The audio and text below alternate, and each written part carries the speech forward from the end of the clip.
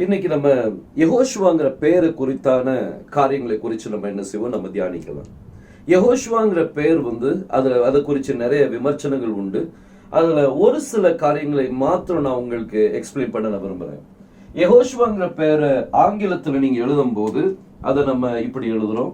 இதுதான் யெகோஷுவாவுடைய பேருடைய ஆங்கிலத்தில் நம்ம எழுதக்கூடியது. இத ஹீப்ரூல எப்படி எழுதுவாங்க அப்படிங்கறத நான் எழுதி காமிச்சிருந்தேன். அப்பதான் நம்மளுக்கு அந்த எழுத்தினுடைய விளக்கங்கள் நம்மளுக்கு புரியும். யெகோஷுவாங்கிற பேருக்கு மொத்தம் 7 எழுத்துக்கள் ஹீப்ரூல உண்டு. யோத், ஹே, வாவ், அடுத்தது ஷின், வாவ், ஆயின், ஹே. இந்த 7 எழுத்து சேரும் போது இதுதான் யெகோஷுவான்னு சொல்லப்படுற ஒரு காரியம். இதுல உங்களுக்கு அந்த எழுத்துக்களையும் நான் எழுதி போட்டுறேன். இந்த எழுத்தை யோதுன்னு சொல்லுவாங்க. அடுத்து இது ஹே அப்படிங்கிற எழுத்து. இந்த எழுத்து வாவ். அடுத்து இந்த எழுத்து ஷின். அடுத்து இது அகைன் வாவ்.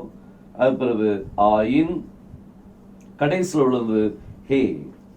இந்த 7 எழுத்தும் தான் முக்கியமான ஒரு எழுத்து. இது நம்ம தேவனுடைய பெயருடைய 7 எழுத்துக்கள்.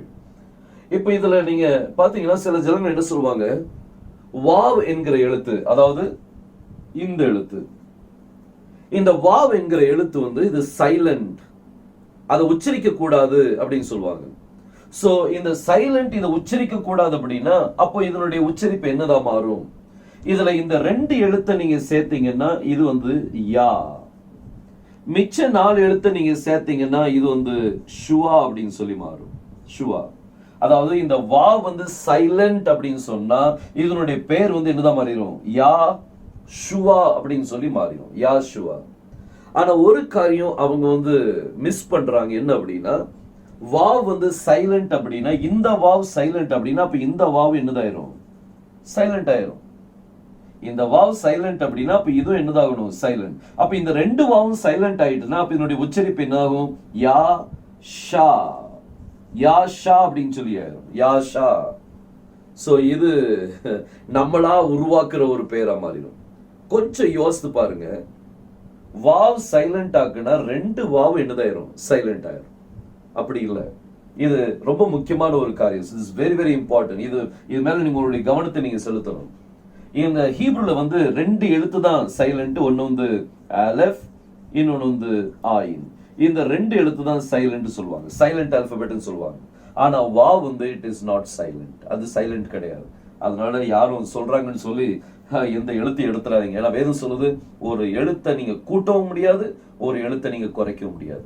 கூட்டினால் கர்த்தர் வாதை கூட்டுவார், குறைத்தால் தேவன் உங்களுடைய ஜீவ புஸ்தகத்திலிருந்து உங்கள் பேரை கருக்கி போடுவார். அதனால ரொம்ப கேர்ஃபுல். தேவனுடைய பேர் இது. நம்மளா இப்ப சில சொல்லுவாங்கன்னா, இல்ல இப்படிதான் இருக்கணும். அந்த யாங்கிறது தேவனுடைய பேர். அவருடைய கிரியை என்ன?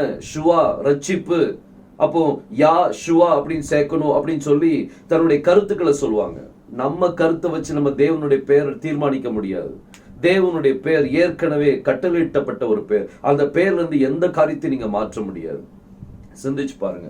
யெகோஷுவாங்கிற பெயர் இது உன்னதத்திலிருந்து கொடுக்கப்பட்ட பெயர். அப்போஸ்தலர் 4:12 வசனத்தில் வேதம் சொல்லும்போது நம்ம ரட்சிப்புக்கு என்று கொடுக்கப்பட்ட ஒரு கட்டளையிடப்பட்ட ஒரு பெயர் தான் அந்த பெயர். அதனால இந்த பெயரை பற்றி யாருமே இதை குறித்து உங்களுக்கு வேற எதுவும் சந்தேகம் இருக்குமானா நீங்க தயவு செய்து என்கிட்ட கேளுங்க. நிறைய பேர் என்கிட்ட இதை பற்றி பேசியிருக்கிறாங்க. ஒரு சிலவங்க என்ன சொல்லுவாங்கன்னா, இந்த வா சைலண்ட், அதனால யாஷுவா இருக்கணும்னு சொல்லுவாங்க. இல்ல, யாஷுவா கிடையாது. யாஷுவாங்கிறது அது அராமிக் மொழியில உள்ளது. இது எபிரேய மொழிக்குள்ளது கிடையாது. இன்னைக்கு உலகத்துல நிறைய பேர் யாஷுவான்னு சொல்லி சொல்றாங்க. அப்படி சொல்றதுனால அவங்க சொல்றது உண்மையாயிராது. நிறைய பேர் சொல்றதுனால உண்மையாயிராது. தயவு செய்து நோட் பண்ணிடுங்க. அன்னைக்கு மீகாவுடைய நாட்கள்ல 400 தீர்க்கதரிசிகள் ஆகப்ட சொன்னாங்க, நீங்க போங்க ஜெயிச்சுட்டு வாங்கன்னு சொன்னாங்க. ஆனா மீகா ஒருத்தர் தான் சொன்னா, நீங்க போனீங்கன்னா திரும்ப வர மாட்டேன்னு. அதனால 400 பேர் சொன்னாங்க அப்படின்னு சொல்லிட்டு அவன் போனான். தயவுசெய்து அப்படி நினைக்காதீங்க. இந்த உலகமே ஒருவேளை வித்தியாசமா கூப்பிடலாம். ஆனா கர்த்தருடைய பேர் தான், அதை யாரும் மாற்ற முடியாது. ஸோ அதனால நீங்க மற்றபடி நீங்க எப்படி கூப்பிட்டாலும் அதை பற்றி ஒன்றும் பிரச்சனை இல்லை. நீங்க இயேசுன்னு கூப்பிட்டாலும் சரி, ஜீசஸ்ன்னு கூப்பிட்டாலும் சரி, யாஷுவான்னு சொல்லி கூப்பிட்டாலும் சரி, இல்லாட்டி என்ன ஈசான்னு சொல்லி கூப்பிட்டாலும் சரி, இது எல்லாமே யெகோஷுவாவை தான் குறிப்பிடுது. ஆனா அவருடைய ஒரிஜினல் பேருக்கு நீங்க மகிமை செலுத்த ஆரம்பிங்க. இந்நாள் வரைக்கும் நம்ம அவருடைய பேர் தெரியாம இருந்தோம். ஆனா இப்போ அவருடைய பேர் தெரிஞ்ச பிறகு இப்போ அவருடைய பேர் என்ன செய்யுங்க, நீங்க மகிமைப்படுத்த ஆரம்பிங்க. கர்த்தர் நிச்சயமா நம்மளை என்ன செய்வார், ஆசீர்வாதத்தை தருவார். பாருங்க, இந்த இரண்டு இந்த பெயர் வந்து உன்னதத்திலிருந்து கொடுக்கப்பட்ட ஒரு பெயர். இதனுடைய ப்ரூஃப்ஸ் நீங்க பார்க்கணும் அப்படின்னா, முதலாவது ப்ரூஃப் நீங்க எழுதிடுங்க. டேக்ஸ் பைபிள் சொல்லி உண்டு. நீங்க புக் ஷாப்ஸ்ல, நீங்க இந்த பைபிள் புக் ஷாப்ஸ்ல நீங்க போனீங்கன்னா டேக்ஸ் பைபிள் கேட்டு பாருங்க. அதுல மத்தேயு 1ஆம் அதிகாரம் 21ஆம் வசனம், இதுல நீங்க கமெண்ட்ரி செக் பண்ணி பாருங்க. அதுல யெகோஷுவா பேரை கொடுக்கப்பட்டிருக்குது. இரண்டாவது ஸ்கோஃபில் பைபிள், அதுலயும் நீங்க மத்தேயு 1:21 செக் பண்ணி பாருங்க. அதுல உங்களுக்கு கமெண்ட்ரியில யெகோஷுவாவுடைய பெயர் என்ன செய்யப்பட்டு கொடுக்கப்பட்டிருக்குது.